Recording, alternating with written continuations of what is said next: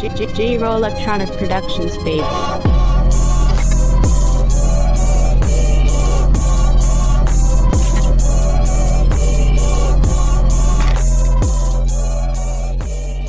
Welcome to DEMOCREPUBLIX, where we cover the real news that matters to we the people.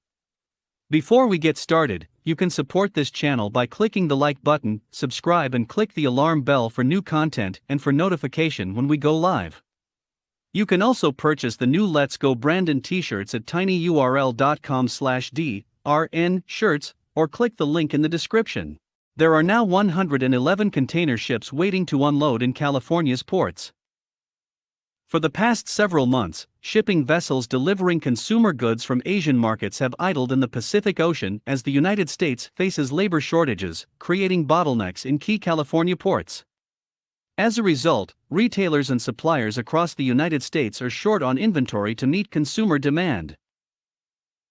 Even after action from the Biden administration, more consumer goods than ever remain stranded, as Business Insider reported on Wednesday.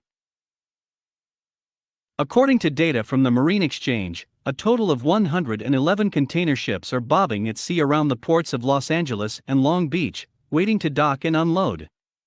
That breaks the previous record of 108 vessels reported on October 21. The two ports remain clogged despite efforts to speed up the processing of containers amid a surge in consumer demand for goods. The White House announced a shift to an around-the-clock schedule in October, and a new looming threat of fines for leaving containers on the docks for several days. Analysts expect that the crisis will endure for the foreseeable future. In a recent Wall Street Journal poll of economists, roughly half cited supply chain bottlenecks as the biggest threat to economic growth in the next 12 to 18 months, with 45% estimating that bottlenecks will not recede until the second half of 2022. Nevertheless, the Biden administration has emphasized that the supply chain issues are attributable to increased consumer demand following COVID-19 and the lockdown-induced recession. Indeed, Transportation Secretary Pete Buttigieg said during a CNN interview last month that the crisis points to how successfully President Biden has managed the economy. Well, certainly, a lot of the challenges that we have been experiencing this year will continue into next year, Buttigieg explained. But there are both short-term and long-term steps that we can take to do something about it. Look, part of what's happening isn't just the supply side.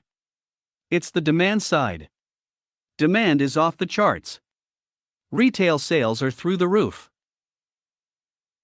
And if you think about those images of ships, for example, waiting at anchor on the West Coast, every one of those ships is full of record amounts of goods that Americans are buying, because demand is up, because income is up, because the president has successfully guided this economy out of the teeth of a terrifying recession, Buttigieg claimed. Now the issue is, even though our ports are handling more than they ever have, record amounts of goods coming through, our supply chains can't keep up. And of course, our supply chains, that's a complicated system that is mostly in private hands, and rightly so. Days earlier, however, Politico revealed that Buttigieg had been on paid leave for months after adopting twins, while U.S. ports faced anchor-to-anchor traffic and Congress nearly melted down over the president's infrastructure bill in recent weeks. The usually omnipresent transportation secretary was lying low. Let us know what you think. Leave your comments down below. Like, share and subscribe. And check out our Patreon for exclusive content and democrepublix.com for the latest in news. Until next time.